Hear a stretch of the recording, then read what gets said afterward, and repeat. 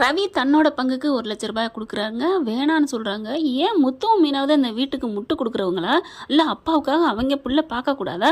வாங்க மாட்டேங்கிறாங்க. டே நான் இருக்கேன்னு நான் காமிக்கணும்டா அப்படின்னு ரவி சொல்கிறத கேட்டுட்டு சரின்னு சொல்லி கட்டி பிடிச்சிக்கிறாங்க. ஆற தழுவிக்கிறாங்க. ஸ்ருதி நினச்சா அப்படிங்காட்டி சொடுக்கு போடுற நேரத்தில் காசை கொடுக்க முடியும். ஆனால் இவங்க தான் ரோசத்துக்கு பேர் போனவங்களாச்சே.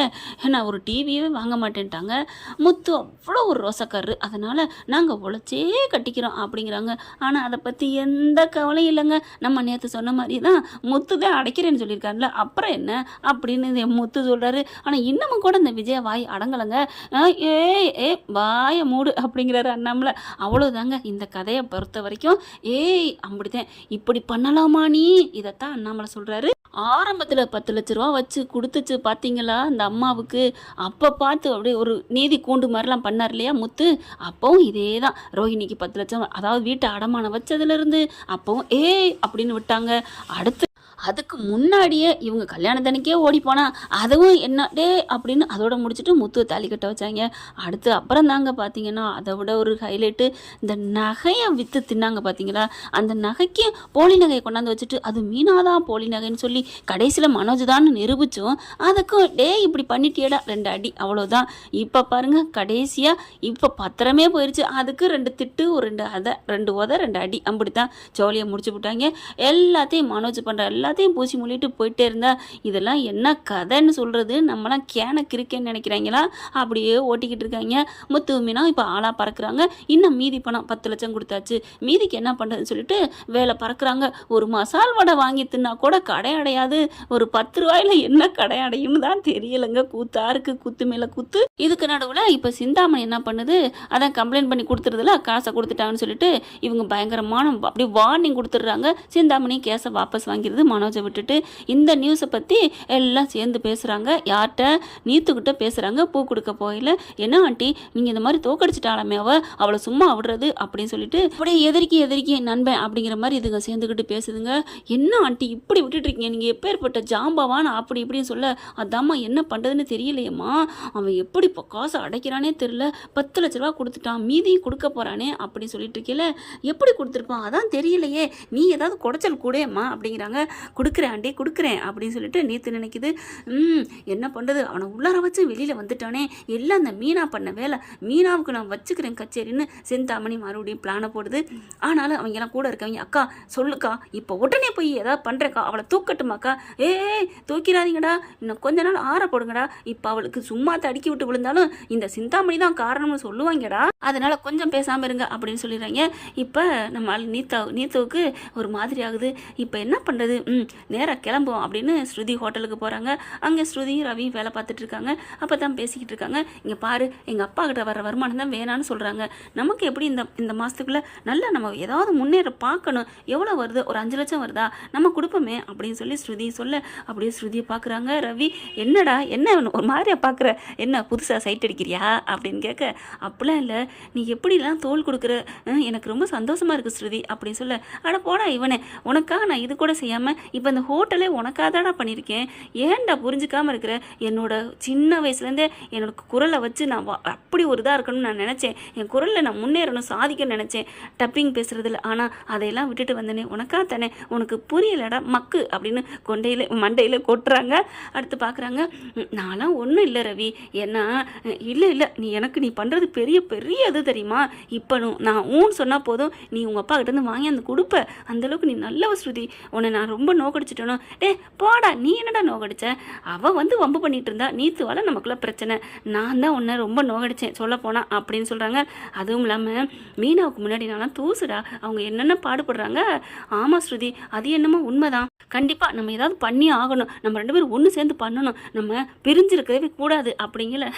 எப்படி முடியும் அப்படின்னு நீத்து வருது கையை தட்டிக்கிட்டு. பார்த்தோன்னே செம்ம காண்டாகிறாங்க. இன்னும் இவ போகலையா அப்படிங்கிற மாதிரி. எங்கேங்க வந்திருக்க அப்படின்னு சொல்ல, ஹோட்டலுக்கு எதுக்குமா வருவாங்க, சாப்பிட்டு தான் வந்திருக்கேன் அப்படின்னு டேபிளில் போய் உட்காருது. உட்காந்துட்டு 2 ஆனியன் தோசை கிடைக்குமா, மாவு தீர்ந்து போச்சு அப்படின்னு சொல்ல, அப்போ இட்லி, அதான் மாவு தீர்ந்துச்சுன்னு சொல்கிறேன்ல, சரி 2 பரோட்டா அப்படிங்கிறாங்க. பரோட்டா மாவும் சப்பாத்தி மாவும் எதுவுமே இல்லை, முடிஞ்சு போச்சு அப்படின்னு சொல்ல, வேறு என்னதான் இருக்குது, ஹோட்டல் தான் இருக்குது அப்படின்னு சொல்ல, ஹோட்டல் எனக்கு வேணாம், கொடுக்குறாந்தாலும் வாங்கிக்க ரெடி தான் அப்படிங்கிற மாதிரி நீத்து பேசுங்கப்பா. ஒன்றும் இல்லை, அப்புறம் எதுக்கு உட்காந்து பேசிக்கிட்டு இருக்க அப்படி சொல்ல, இங்கே பாரு ரவி, நான் ஒன்றை தான் பார்த்துட்டு பேசிட்டு போகலான்னு வந்தேன் அப்படின்னு சொல்ல, என்ன பேசணும் அப்படின்னு கத்துறாங்க. என்ன ரவி, ஸ்ருதி மாதிரியே பேசுகிறீங்க நீங்களும், இங்கே பாரு, உனக்கு நான் உங்கள் வீட்டில் நடக்கிற பிரச்சனை எல்லாம் நான் கேள்விப்பட்டேன். ஓ தெரிஞ்சிருச்சா, எப்படி அது எப்படியோ தெரிஞ்சிருச்சு, பண கஷ்டத்துக்கு நீ ஏன் பயப்படுற அப்படின்னு சொல்லிட்டு டக்குன்னு என்ன பண்ணுது, கையிலேருந்து வேகம் பேக்லேருந்து எடுத்து கொடுக்குது. அதில் பார்த்தா 50 லட்சம் இருக்குது. என்னது 50 லட்சம்? ஆமாம், உன் வீட்டுக்கு தேவையாமே, இந்தா கொடுத்து வாங்கு மீட்ரு, அது நம்ம வீடு ரவி, கொடுத்துட்டு நம்மளே வச்சுக்குவோம். அடைச்சி உன் காசு எங்களுக்கு எதுக்குடி அப்படின்னு சொல்லிட்டு வேகமாக வாங்கி பிக்க போகிறாங்களா. பிச்சிடாத, பிச்சுட்டா அப்புறம் நீ தான் எனக்கு தரணும் அப்படின்னு நீத்து சொல்ல, ஸ்ருதி என்ன பண்ணுதுச்சு, போடி இந்தாடி அப்படின்னு தூக்கி போடுது. அப்படியே குனிஞ்சு எடுத்துது. இதோட அருமை தெரியல ரவி, உங்கள் வீட்டில் கஷ்டப்படுறான்னு கேள்விப்பட்டு தான் நான் வந்து கொடுக்குறேன், நீ வேணான்னு சொல்கிற, நான் ஒன்றும் பண்ண முடியாது, ஆனாலும் நீ எனக்கு தான், நான் உனக்கு தான். என்ன ஸ்ருதி வரட்டுமா? நில்லடி அப்படின்னு சொல்லிட்டு, இங்கே பார், இனிமேல் இந்த பக்கத்து வர்றேன், பணம் கொடுக்குறேன், அது கொடுக்குறேன்னு வந்த நான் என்ன பண்ணுவேன்னு தெரியாது, போடி அப்படின்னு சொல்கிறாங்க. ரவி, இப்போ ஒன்றும் இல்லை, இது உன் பேரில் இப்படியே இருக்கும், உனக்கு எப்போ பணம் தேவைன்னு தோணுதோ நீ எனக்கு ஒரே ஒரு கால் பண்ணு, நீ கூட என்ன தேடி வர வேணாம், நான் பறந்தடித்து இந்த பணத்தை எடுத்துகிட்டு ஓடி வந்து கொடுப்பேன், வரட்டா அப்படின்னு கன்னத்தில் தொட போகிறாங்க. அப்படியே கையை வச்சு மறிக்கிறாரு. இந்த வேலையை வச்சுக்காத அப்படின்னு சொல்லிட்டு அப்படியே பார்க்குறாங்களா, என்ன கையை மறிக்கிற, நான் இப்போ தொட்டா என்ன பண்ணுவேன்னு மறுபடியும் கன்னத்தில் கையை வைக்க போகிறாங்க. நீத்து கையை பிடிச்சி அப்படியே ஒரு விரலை பிடிச்சி திரிகிறாரு. அம்மா அப்படின்னு கத்துறாங்க. அவ்வளோதாண்டி மரியாதை, போடி அப்படி சொல்லிட்டு ஓங்கி அறைய போகிறாங்க. அப்படியே பார்க்குறாங்க. ஸ்ருதி அப்படியே சிரிக்குதுங்க கர்வத்தோட. சிரிக்கிறியாடி சிரி, உன்னை நான் சிரிக்க வைக்கிறேன்டி அப்படின்னு அங்கேருந்து அந்த பிள்ளை கிளம்புது. அடுத்த கட்டமாக முத்து மீனாவும் ஓடி உழைக்கிறாங்க. ஒரு கட்டத்தை தொகையை கொண்டே கொடுக்குறாங்க. அடுத்து 3வது மாதம் முடிய போகுது. எல்லா காசையும் ரெடி பண்ணிடுறாங்க. ரவியும் அவருக்கு தகுந்த காசை கொடுக்குறாரு. கொஞ்சோன்னு காசு பத்தலை, பார்த்தா செல்வம் கொண்டு வந்து கொடுக்குறாரு. இந்தா அப்படி சொல்லிட்டு, வேணாம் அப்படி சொல்லல, அட பிடிடா, என்னமோ எனக்கு நான் மட்டும் நீ கொடுக்குற, உனக்கு நான் கொடுக்கக்கூடாதா, இந்த 50,000 எவ்வளோ பெரிய காசு, உதவும் தானே அப்படி சொல்லி கொடுக்குறாங்க. அந்த காசை வாங்கிக்கிட்டு ரெடியாகி போகிறாங்க. ஃபைனான்ஸ்கிட்ட கொண்டு காசை கொடுக்குறாங்க. மீனாவும் முத்துவும் காசை வாங்குறாரு. பரவாயில்லையே, சூப்பராக கொடுத்துட்டீங்க போல இருக்கு அப்படின்னு சொல்லிட்டு, சரி பத்திரத்தை கொடு அப்படிங்கிறாங்க. பத்திரமா? என்ன நீங்கள் அசல் தானே கொடுத்துருக்கீங்க, பத்திரம் எப்படி கிடைக்கும், என்ன விளையாடுறியா அப்படின்னு முத்துவும் மீனாவும் கேட்க, ஆமாம் நான் ஏன் விளையாடணும் உங்ககிட்ட, நான் உண்மையை தான் சொன்னேன், இன்னும் 8 லட்ச ரூபா கொடுக்கணும். என்னது 8 லட்சமா? ஆமாங்க, 48 லட்சம் சும்மாவா இருக்குது, எத்தனை மாதம் ஆச்சு வாங்கி, இவங்க வட்டி இல்லாமல் சும்மா விடுப்பாங்களா என்ன, வட்டி முதல்ல சேர்ந்தாண்டா 48 லட்சம் அப்படிங்கிறாங்க மீனா. இங்கே பார், மரியாதை பேசு, உனக்கு என்னடா மரியாதை, அடுத்தவங்ககிட்ட காசை வாங்கி ஏமாற்ற பார்க்குற அப்படிங்கிற சிந்தாமணி வந்துடுது. இங்கே பார், ஒன்றை மாதிரிலாம் இல்லை, நான் அவங்கள்ட்ட நம்பி வாங்கி கொடுத்துருக்கேன் மாஸ்டருக்காக, அவர் கேட்குறாரு கொடுத்தா ஆகணும் அப்படி சொல்ல, பார்த்துக்கிறேன் 48 லட்சம் 3 மாதத்தில் வேணும்னு சொல்லிவிட்டு இப்போ நீ பேச்ச மாத்திரியா, நான் இப்போ அந்த பணத்தெல்லாம் நான் வாங்க மாட்டேன், வச்சுக்கோ, ஒன்றும் பிரச்சனை இல்லை, நாங்கள் எல்லாம் கேமரா எடுத்துட்டோம், பணம் கொடுத்ததையும் எல்லாம் முடிஞ்சிருச்சு, பார்த்துக்கிறேன்டா, பார்த்துக்க போட்டா அப்படிங்கிறாங்க. இப்போ என்ன இதுங்க ரெண்டும் போகுதுங்களே, என்ன பண்ணுவாங்க அப்படின்னு சிந்தாமணி கேட்க, இவர் ஃபைனான்ஸ் என்ன பண்ணுறாங்க, போலீஸுக்கு எதுவும் போவாங்களா, பின்னாடி ஆளை ஃபாலோ பண்ணுவோமா அப்படின்னு சொல்லி ஆளை அனுப்புகிறாங்க. இவங்க என்னன்னா நேராக வீட்டுக்கு தான் போகிறாங்க. என்ன வீட்டுக்கு தான் போகிறாங்களே அப்படின்னு அவங்க சொல்கிறாங்க. வீட்டுக்கு தான் போகிறாங்களா, அங்கே நில்லுங்கடா, எங்கே போகிறாங்கன்னு தெரிஞ்சுக்கணும்டா அப்படின்னு சொல்லிட்டு அங்கே நிற்கிறாங்க. இவங்க வீட்டுக்குள்ளே போகிறாங்க. என்னாச்சுப்பா அப்படிங்கிற தலையை தொங்க போட்டுட்டு வராங்க. விஜயா, மனோஜ், அண்ணாமலை பரபரப்பாக கேட்குறாங்க. ரவி, ஸ்ருதி வந்துடுறாங்க. என்னாச்சு, என்ன முத்து, என்ன பத்திரம் கொடுக்கலையா அப்படின்னு கேட்க, பணத்தை கொண்டு போனீங்களே, எதுவும் தொலைச்சிட்டிங்களா அப்படிங்கல. விஜயா மனோஜும் பார்க்குது. அவன் எங்கேயாவது தொலைச்சிருப்பான். மனோஜ் சொன்ன கையோட ரவியை செம்ம காண்டாயிராரு. பச்சுன்னு ஒரு அறை கொடுக்குறாங்க பாருங்க. விஜயனால ஒன்றும் பண்ண முடியல. ஆனாலும் அப்படிங்குது, வாயை மூடுங்கம்மா, நீங்கள் கொடுக்குற செல்லம் தான் இந்தளவுக்கு ஆக்கி வச்சுருக்கான், பணத்தை அவங்களே கஷ்டப்பட்டு கொண்டு போயிருக்காங்க, தொலைச்சிருப்பான்னு ஈஸியாக சொல்கிறேன், இவன் தொலைச்ச காசு காத்தானமா அவங்க பாடுபடுறாங்க, என்னமோ இவன் காசை தொலைச்ச மாதிரி பேசுகிறான். என்னடா நீயும் அடிக்கிற, ஆமாடா நான் அடித்ததோட நிப்பாட்டேன்னு நினச்சிக்கோ அப்படின்னு சொல்லிட்டு செம்ம காண்டாகிறாங்க. அதுக்கப்புறம் முத்து என்னாச்சு அப்படிங்க அங்கே நடந்ததெல்லாம் சொல்கிறாங்க. ஐயோ போச்சா அப்படின்னு சொல்லிட்டு அப்படியே அடிச்சுக்கிறாரு. நெஞ்சில் பிடிச்சிக்கிட்டு உட்கார்றாரு நம்ம அண்ணாமலை. என்னங்க அப்படின்னு வேகமாக பக்கத்தில் வருது. போடி, உங்ககிட்ட தான் நான் பேச மாட்டேன்னு சொல்லிட்டேன்ல, என் மூஞ்சிலே முழிக்காத அப்படின்னு அண்ணாமலை கத்துறாங்க. அப்படியே உட்காந்துருது. விஜயா நெஞ்சில் கையை வச்சுட்டு, அம்மா என்னாச்சுமா? மனோஜ் ஓடி வரான். அப்பே விழுகிறாரு, அது தெரியல, ஆத்தாவுக்கு மட்டும் வர்றேன், அதுவாது நன்றி இருக்கா இல்லை என்னன்னு தெரியல. விஜயாட்ட வந்து அம்மா அப்படிங்கிற தள்ளுறான், கையை விடுறா. போச்சு என் புருஷனுக்கு என்னாச்சுன்னு தெரியல, வீடு போச்சு, வாசை போச்சு, இப்போ பணத்தை கொடுத்து மாட்டேங்கிறாங்க. கூப்பிட்றாங்களே அப்படிங்கல சிந்தாமணி கால் பண்ணுது. விஜயா எடுத்து, ஏய் இப்படிலாம் பண்ணாத, 48 லட்சம் கொடுத்தாச்சுல, அப்புறம் நீ கொடுக்க மாட்டேங்கிற அப்படி சொல்ல, நான் என்ன பண்ண முடியும் மாஸ்டர், இப்போ 3 மாதம் 48 லட்ச ரூபாய்க்கு வட்டி அவர் கேட்குறாரு, நான் ஒன்றும் பண்ண முடியாது. பாவி ஒன்றை போய் நம்பினேனே. ஐயோ மாஸ்டர், இப்போவுமே அவங்க போலீஸுக்கு போகாமல் இருக்க காரணம் நான் சொன்னதுனால தான், உங்களுக்காக தான் அப்படின்னு சொல்லல போனை புடுங்குறாரு. இங்கே பார், எங்கள் அம்மா கிட்ட இன்னும் இந்த மாதிரி ஐஸ் வச்சு பேசாத, வைடு போன அப்படின்னு வச்சிடுறாங்க. நம்ம ரவி தாங்க செம்ம காண்டாகிறாங்க. ஸ்ருதி என்ன பண்ணுறாங்க, அங்கிள் ஒன்றும் இல்லை அங்கிள், பார்த்துக்கலாம், நம்ம பணம் கொடுத்ததுக்கான ரசீது கொடுத்துருக்காங்க, நம்ம கம்ப்ளைண்ட் பண்ணுவோம் அப்படிங்கிறாங்க. இதில் கம்ப்ளைண்ட்லாம் பண்ணால் பத்திரம் நம்ம கைக்கு வராது, ஏதாவது சிக்கல் தான் வரும், இதுக்கு ஏதாவது மூளை யூஸ் பண்ணணும் அப்படின்னு யோசிக்கிறாங்க. அந்த சமயம் சத்யா வீட்டுக்கு வராங்க. வந்த கையோட, என்னாச்சுக்கா, பிரச்சனை முடிஞ்சிச்சா அப்படிங்கிறாங்க. முடிஞ்சிருச்சுடா. இல்லைக்கா, நான் சம்பளத்தை சேர்த்து வச்சு 1 லட்சம் கொண்டாந்தக்கா அப்படிங்கிறாங்க. டேய் போன மாதமே நீ தான் கொடுத்தில்ல, அப்புறம் என்னடா அப்படின்னு மீனா சொல்கிறாங்க. இல்லைக்கா, எதுக்காவது உதவுங்க தான் அப்படிங்கிறாங்க. விடுடா, நீ நிறையா கொடுத்துட்ட விடு அப்படிங்கிறாங்க. பார்த்துக்க, உனக்காக நீ பட்டதுக்காக திருடன்னு இந்த வீட்டில் அடிச்சிங்க, அவனே 1.25 லட்சம் கொடுத்துருக்கான் அப்படின்னு ரவி சொல்கிறாங்க. மனோஜும் விஜயாவும் ஒன்றும் சொல்ல முடியலை, நம்ம திருடுங்க தேல் கொட்டினா ஒன்றும் சொல்ல முடியாதுல்ல, அந்த மாதிரி நிற்கிறாங்க. இப்போ என்ன பண்ணலாங்கல்ல, சத்யாவுக்கு ரேகா ஃபோன் பண்ணுது. ரேகா ஃபோன் பண்ண, சொல்லு ரேகா அப்படிங்கிறாங்க. நீ பிரச்சனையை சொன்னியே, முடிஞ்சிருச்சா, பத்திரம் வந்துருச்சா? இல்லை ரேகா அப்படின்னு நடந்ததெல்லாம் சொல்கிறாங்க. சொல்லையில் தான் இப்படியே எங்கள் அம்மா பண்ணுறாங்க அப்படின்னு சொல்லிட்டு கீழே முத்து என்ன பண்ணுறாரு, சத்யாட்டேருந்து ஃபோனை வாங்குறாங்க. ஃபோனை வாங்கிட்டு ரேகா கிட்ட பேசுகிறாங்க. என்னம்மா இப்படி உங்கள் அம்மா பண்ணுறாங்க, பாருங்கண்ணா, நீங்கள் கவலைப்படாதீங்க அப்படிங்கிற ஸ்பீக்கரை போடுறாங்க. இங்கே பாருங்கள், நான் ஒன்றும் சொல்கிறேன் கேட்டுக்கங்க, எங்கள் அம்மா பத்திரத்தை எங்கேயும் வச்சுருக்காது, பீரோவில் தான் வச்சுருக்காங்க, அதை போய் நீங்கள் எடுங்க, முத்து செய்கிற பாணி தான் கரெக்டு, ஏற்கனவே நகையாக என்னமோ பணம் எடுத்தாங்களாமே, அப்படியே வேஷம் போட்டுட்டு இது அப்படி தெரியுங்கிற மாதிரி முத்து பார்க்க, எல்லாம் சத்யா என்கிட்ட சொல்லியிருக்கான், நீங்கள் கவலைப்படாதீங்க, நீங்கள் அதை விடுங்கண்ணா, நான் சொல்கிறேன், போங்க, போயிட்டு அந்த பீரோவில் எடுத்துகிட்டு வந்துடுங்க, நம்ம திருடுனா தான் தப்பு, நம்ம காசெல்லாம் கொடுத்துட்டோம், முள்ளால் எடுக்கணும், எங்கள் அம்மா மாதிரி ஆட்களுக்கெல்லாம் இந்த மாதிரி தான் கரெக்டுண்ணா, போங்கண்ணா, நீங்கள் எதுக்கு தயங்காதீங்க அப்படிங்கிற முத்து பார்க்குறாங்க. மீனா பார்க்குறாங்க.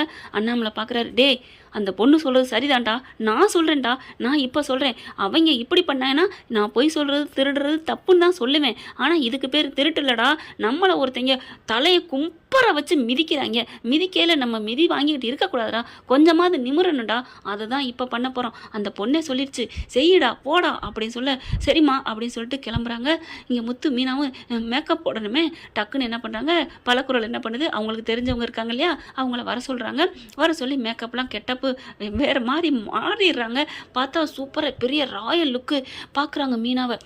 என்ன இவ இவ்வளோ பணக்காரி மாதிரி இருக்கா, கண்ணாடி போட்டு அழகாக பார்த்தீங்கன்னா பெரிய ஃபாரின்லேருந்து வர மாதிரி இருக்குது, நீங்கள் எப்படி போவீங்க, நாங்கள் வந்து ஆர்டர் கொடுக்க வந்துக்கோம்னு சொல்லுவோம் அப்படின்னு சொல்லிட்டு எல்லாத்தையும் மேக்கப் பண்ணி முடிச்சிடுறாங்க. ரவி ஸ்ருதி ஆல் த பெஸ்ட் சொல்கிறாங்களா, இன்னும் 2 பேர் அதெல்லாம் வேணாம், நாங்கள் மட்டும் பார்த்துக்குறோங்கிறாங்க. மனோஜ் விஜயாவும் வாயே திறக்கலை, அப்படி பார்க்குறாங்க. அண்ணாமலை பார்க்குறாரு. பாத்தியாடி, உன் பிள்ளைக்காக நீ பண்ணதுக்காக அது எவ்வளோ பாடுபடுதுங்க அப்படின்னு சொல்ல, என்ன இந்த மேக்கப் நான் போட்டாலும் நல்லா தான் இருப்பேன் அப்படிங்கிற அண்ணாமலை கோவம் வருது. உடனே விஜயா மனோஜா அடக்குது, சும்மா இரேண்டா அப்படின்ட்டு இப்போ நம்ம ஆளு முத்துவும் மீனாவும் போகிறாங்க. அங்கேயே போய் ஆர்டரும் கொடுக்குறாங்க. சரின்னு சொல்லிட்டு, அப்படியா அப்படிங்கிற, அவ்வளோ பெரிய மண்டபமா, நீங்கள் பெரிய பணக்காரங்களா, நான் பண்ணி கொடுக்குறேன், நான் சோகத்தில் இருந்தேன், எனக்கு இவ்வளோ வசதி பண்ணி கொடுத்துருக்கீங்க அப்படின்னு சொல்லிட்டு பார்த்தா இப்போவே இருந்தாங்க அமௌண்ட்டா அப்படின்னு சொல்லிட்டு 10 லட்சத்துக்கு செக் போட்டு கொடுக்குறாங்க. அது டூப்ளிகேட்டு, அது தெரியல, ரொம்ப தேங்க்ஸுங்க அப்படின்னு சொல்லி வாங்கிக்கிறாங்க. அவர் பார்த்தா முத்துன்னு டக்குன்னு சைன் போட போகிறாரு. அதுக்கப்புறம் டக்குன்னு ஏதோ மருதமலைன்னு சொல்லி ஏதோ பேரை மாற்றிடுறாங்க. மாற்றிட்டு ஓகேங்க அப்படின்னு சொல்ல, நாங்கள் கிளம்புறோம் அப்படின்னு கிளம்புறாங்க. இவங்க என்ன பண்ணுறாங்க, டேய் ரொம்ப சந்தோஷம்டா, 10 லட்ச ரூபாய்க்கு ஆர்டர் கிடச்சிருக்கு, இது வெறும் அட்வான்ஸ் தொகை தான், அடுத்து இன்னும் 50 லட்சம் கிடைக்கும், இதுக்கு என்ன பண்ணுறது, அக்கா நீக்கா ஏதாவது ஆர்டர் வந்தால் நீ கோயிலில் தானக்கா சாமி கும்பிட்டு தானக்கா பண்ணுவேன், வாக்கா நம்ம கோயிலுக்கு போவோம், சரிடா அப்படின்னு சொல்லிட்டு வேகமாக அது 10 லட்சம் கிடச்சதுல இந்த பிள்ளை சந்தோஷமாக கிளம்பி போகுது. ஏன்னா நட்டை போட்டுட்டாங்களாம் ரொம்ப எலெக்ஷனில், இதுங்க எல்லாம் போகுதுங்க. இதுங்க போன கையோட முத்து மீனா என்ன பண்ணுறாங்க, உள்ளுக்க போகிறாங்க. போயிட்டு சில பல திருட்டு சாவிலாம் போட்டு வீட்டை திறந்துடுறாங்க. திறந்துட்டு உள்ளார போகிறாங்க. போயிட்டு கரெக்டாக ரூமும் திறந்தாங்க, சும்மா தாங்க சாத்தி இருக்குது. போய் பார்க்குறாங்க, பீரோலாம் இருக்குது. எத்தனை பீரோல் வச்சுருக்கா அப்படின்னு ஒவ்வொரு பீரோலாக பார்க்க, கண்ணாடி வச்ச பீரோன்னு சொன்னாங்கல்ல, அதுக்குள்ள தானே இருக்குது அப்படின்னு வேகமாக பார்த்தா திறக்கவே மாட்டேங்குது. சாவி மேலே சாவி போட்டால் என்ன பண்ணுறது ஒன்றும் புரியலையே. சரின்னு சொல்லிட்டு யோசனை நம்ம அங்கேயே கேட்போம்னு ரேகாவுக்கு கால் பண்ணுறாங்க. ரேகா என்ன பண்ணுறாங்க, ஐயோ சாரி சொல்ல மறந்துட்டேன்னே, அவங்க சாவி எங்கே வைப்பாங்க தெரியுமா, எங்கேயுமா வைப்பாங்க அப்படின்னு சொல்ல, பாத்ரூமுக்கு போங்க. என்னது பாத்ரூமா, எனக்கு இப்போ வரலையே அப்படின்னு சொல்ல, ஐயோ அண்ணே பாத்ரூமுக்கு போயிட்டு சோப்பு டப்பா இருக்கும் அங்கே போங்க அப்படிங்கல. ஆமாம் சோப்பு டப்பா இருக்குது, ஒரு பாடாவதியாக இருக்குமே, ஆமாம் அதை திறங்க அப்படிங்கிறாங்க. அதில் ஒரு சோப்பு தாம்மா இருக்குது, அந்த டப்பாவே ஒன்று திறங்க அப்படிங்கல. அதுக்கு அடியில் ஒரு சோப்பு டப்பா இருக்கும், அதில் பாருங்கங்களா, அதை சோப்பு டப்பா திறந்துட்டு பார்க்குறாங்க, அதுக்குள்ளே சாவி இருக்குது. என்னம்மா அப்படிங்கல. ஆமாம் எங்கள் அம்மா எப்பவும் அப்படி தான் வைப்பாங்க, யாருக்கும் தெரியக்கூடாதுன்னு. உனக்கு எப்படி தெரியும்? நான் அவங்க பொண்ணுன்னு அப்படின்னு சொல்ல, எனக்கே தெரியாமல் தான் வைப்பாங்க, நான் அதை பார்த்துருக்கேன் அப்படின்னு சொல்ல, ரொம்ப தேங்க்ஸ்மா அப்படின்னு சொல்லிட்டு போயிட்டு பீரோவில் திறக்கிறாங்க. திறந்தும் புண்ணியம் இல்லைங்க, பார்த்தா லாக்கர் இருக்குது. என்னம்மா லாக்கர் இருக்குது, நம்பர் கேட்குதே, பாஸ்வேர்டு அப்படின்னு சொல்ல, ஓ சாரி சாரி சாரி என் பிறந்த நாளை தான் வச்சுருக்காங்க அப்படின்னு சொல்ல, பார்த்தா பிறந்த நாளில் வரமாட்டேங்குதேம்மா. அப்போ மாற்றிருச்சா எங்கள் அம்மா, ஒன்றுமே புரியலையே, ஐயோ அப்படின்னு சொல்லிட்டு இப்போ நான் எங்கள் அம்மாட்ட எப்படி கேட்குறது, என்னை நீ மறந்துட்டான்னு எப்படி சொல்கிறது, ஐயோ ஒன்றும் புரியலையே. சரி இருங்க, நான் எங்கள் அம்மாட்ட கேட்டு சொல்கிறேன் அப்படிங்கிறது. ரேகா உங்கள் அம்மாட்ட கேட்குறியா, எப்படிம்மா கேட்க முடியும், அது எப்படியோ நான் கேட்பேன், நீங்கள் ஏன் பயப்படுறீங்க அப்படின்னு சொல்லிட்டு வச்சுட்டு, நீங்கள் வேணா கான்ஃபிடென்ட்டில் கேளுங்க. சரி சரி அப்படின்னு கான்ஃபிடென்ட்டில் இருக்குதுங்க. ஆனால் அண்ணே தயவு செஞ்சு எந்த பேச்சும் பேசிடக்கூடாது, சரிம்மா அப்படின்னு சொல்லிட்டு கால் பண்ணுறாங்க. சிந்தாமணி என்ன கண்ணு அப்படின்னு சொல்ல, எங்கேம்மா போயிட்டுருக்கீங்க அப்படின்னு சொல்ல, என்ன கண்ணு எங்கே போயிட்டுருக்கேன்னு கேட்குற. இல்லைம்மா நீங்கள் சக்கரமாக காலில் கட்டிக்கிட்டு பறந்துக்கிட்டு இருப்பீங்கள்ல, எங்கள் அம்மா அப்படி தானே, அதனால் கேட்டேம்மா, எங்கள் அம்மா ஒரு புதுமை பெண் இல்லையா அப்படின்னு அள்ளி விடுது. பத்தியா ரேகாவை அப்படின்னு இதுக ரெண்டும் பேச அப்படின்னு வாயை முடிக்கிறாங்க மீனாவும். அதுக்கப்புறம் வாயை மூட சொல்கிறாங்க முத்துவை. அப்புறமா பார்த்தா அது எப்படி வாயை மூட சொல்கிறது, அவங்க முத்துவோட வாயில் போய் இவங்க கையை வைக்க, ஐயோ அப்படின்னு கண்ணை மூடுறாரு. ஐயோ எந்த நேரத்தில் ரொமான்டிக், வாயை மூடுங்க அப்படிங்கிறாங்க மீனா. இங்கே அவங்க அம்மா இருந்துட்டு, சொல்லு கண்ணு என்ன கண்ணு ஃபோன் பண்ணியிருக்க. இல்லைம்மா இங்கே ரூம்லாம் நல்லா இருக்குமா, எனக்கு வேலை ரொம்ப பிடிச்சிருச்சுமா, நான் இங்கே இருக்கலாம்னு நினைக்கிறேம்மா. என்னம்மா சொல்கிற. ஆமாம்மா இங்கே எனக்கு ரொம்ப பிடிச்சிருக்கு, இந்த நம்ம கம்பெனியோட ஒருத்தவங்க பார்ட்னரும் சேர்ந்துருக்காங்க, அவங்களும் இங்கே பெரிய ஆளாக இருக்காருமா, அவரை பார்த்தா எனக்கு ரொம்ப பிடிக்குதுமா, அவர் எனக்கு ரொம்ப பிடிச்சிருக்குமா. என்னடி சொல்கிற, நல்லா ரொம்ப படிப்பு, அவங்க இங்கே 2-3 கம்பெனி வச்சுருக்காங்க, இங்கே 4 வீடு இருக்குதுமா பங்களா மாதிரி, எனக்கு அவரை ரொம்ப பிடிச்சி போச்சுமா. ஏய் ரேகா பிடிச்சி போச்சுன்னா அப்போ அவரை பேசி முடிக்கலாமா. நல்ல சிகப்பா அரவிந்த் சாமி அந்த காலத்தில் சொல்லுவாங்கள்ல, அப்படி இருக்காருமா, எனக்கு பிடிச்சிருச்சுமா அப்படின்னு சொல்ல, என்னடி சொல்கிற. ஆமாம் நானும் அவரும் பேசிட்டியா, ஏண்டி பேசி முடிச்சுட்டு என்கிட்ட பேசுகிற. அம்மா என்னம்மா பண்ணுறது, நான் அவர் மனசை தெரிஞ்சுக்கணும்னு பார்த்தேன். இப்போ எனக்கு என்ன கிஃப்ட் கொடுத்தாரு தெரியுமா, என்ன கொடுத்தாரு, வைர நெக்லஸ் கொடுத்தாருமா. வைர நெக்லஸா. ஆமாம் அதுவும் இல்லாமல் வைர நெக்லஸ்லாம் கண்ட இடத்துல வைக்கக்கூடாதுன்னு சொல்லிட்டு அப்படியே பார்த்தா தகன்னு மின்னுதுமா, ஒரு பெரிய பீரோலே வாங்கி கொடுத்துருக்காருமா. என்னடி சொல்கிற, ஏன் உயரத்துக்கு இருக்குது, அப்படி தனித்தனியாக இருக்குமா லாக்கரும், அது இதுன்னு நெக்லஸ் அப்படியே லாக்கரில் வச்சு பூட்டியாச்சு. ஆனால் அதுக்கு என்ன நம்பர்மா போட, ஏன் நம்பர் போடவா உங்கள் நம்பர் போடவா. ஏன் கண்ணு உன் பிறந்தநாளுக்கு நம்பரே போட்டுக்க கண்ணு. இல்லைம்மா எனக்கு உன் நம்பர் தாம்மா போடணும் ஆசை, உன்னோட பிறந்தநாள் தேதி அப்படின்னு சொல்லிட்டு அந்த டயத்தை சொல்லுது. கரெக்டாக அம்மா நம்பரை வச்சுருக்கில்ல, ஏம்மா உன் பிறந்தநாள் எனக்கு தெரியாமல் போயிருமா, அப்போ நான் அதையே லாக் பண்ணிடுறேன் இரு அப்படின்னு சொல்லிட்டு அப்படி 5 6 7 அப்படின்னு சொல்லிட்டு நம்பரை போடுதா. உங்களோட பிறந்தநாளே போட்டுட்டேம்மா அப்படின்னு சொல்ல, அப்படியே பார்க்குறாங்க. ரொம்ப சந்தோஷமாக இருக்குடி, நீ என்னை மறக்காமல் இருக்க. அவன் பணக்காரனா, அவன் ஃபோட்டோவும் அனுப்புகிறேம்மா. எனக்கு நான் தான் நினச்சேன் வாங்கி கொடுத்தாரே அவர் பேரை அவர் நம்பரை போடுவோமா, இல்லை நம்ம நம்பரை போடுவோமா, பிறந்தநாள் டேட்டு, இல்லை ஓன் பிறந்தநாள் டேட்டை போடுவோமான்னு நினச்சேன் அப்படின்னு சொல்ல, என்ன கண்ணு எப்போவுமே உன் பிறந்தநாள் தான். ஆமாம்மா நீ கூட அங்கே என் பிறந்தநாள் டேட்டு தானே போட்டிருக்க. ஆமாடி நான் எப்போவுமே உன் நம்பர், நீ பிறந்ததுலேருந்து உன் பிறந்த தேதி தான் நான் வைப்பேன், அப்போ மாற்றக்கிட்ட இல்லையே, நான் ஏன்டி உன் பிறந்தநாள் மாற்ற போகிறேன், அப்போ நீ அம்மாவாக தான் இருக்க. ஆமாடி உன் பிறந்தநாள் இப்போ தான் உன்னோட பிறந்த வருஷத்தை மட்டும் மாற்றிட்டேன்டி. ஏம்மா உன் பிறந்த தேதியவே 2 வாட்டி போட்டுக்கிட்டேன்டி, உன்னைய 2 பிள்ளையா 2 ஆம்பளை பிள்ளைக்கு சமமாக நினச்சி அப்படி மாற்றிக்கிட்டேன், பிறந்த தேதியை மட்டும் போட்டுக்கிட்டேன்டி அப்படிங்கிறாங்க. சரிம்மா அப்போ நானும் உன்னோட பிறந்த தேதியை மட்டும் 2ஆ போட்டுக்கவா அப்படின்னு சொல்ல, சரி கண்ணு போட்டுக்க அப்படிங்கிறாங்க. அம்மா அவரோட ஃபோட்டோவை நான் அடுத்த வாட்டி அனுப்புகிறேன் உனக்கு. சரிடி செல்லம், ஐயோ எனக்கு இன்னைக்கு தாண்டி நல்லதாக நடக்குது, அப்போ இந்த சத்யா விட்டுட்டா அப்படின்னு இது சந்தோஷத்தில் போகுது. அதுக்கப்புறம் அவங்க ஃபோனை கட் பண்ணிவிட்டு, முத்தண்ணே அண்ணே அண்ணன் சொல்ல இவங்க பேசுறதெல்லாம் கேட்டுட்டு அவர் வாயை பொழந்து மயங்கி போய் கிடக்குறாரு கட்டில்ல. மீனா தான் ஃபோன் எடுத்துட்டு மீனா அப்படின்னு கேட்க ரேகா அப்படின்னு சொல்ல என்னாச்சு முத்தண்ணா எங்க? முத்தண்ணாவா இங்கே மடியில் கிடக்குறாரு. யார் மடியில்? ஏன் மடியில்? ஏன் என்னாச்சு? நீ அள்ளி விட்ட ஊடு இருக்கே அதில் இவர் மயங்கிட்டாருமா அப்படிங்கிறாங்க. என்ன சொல்கிறீங்க?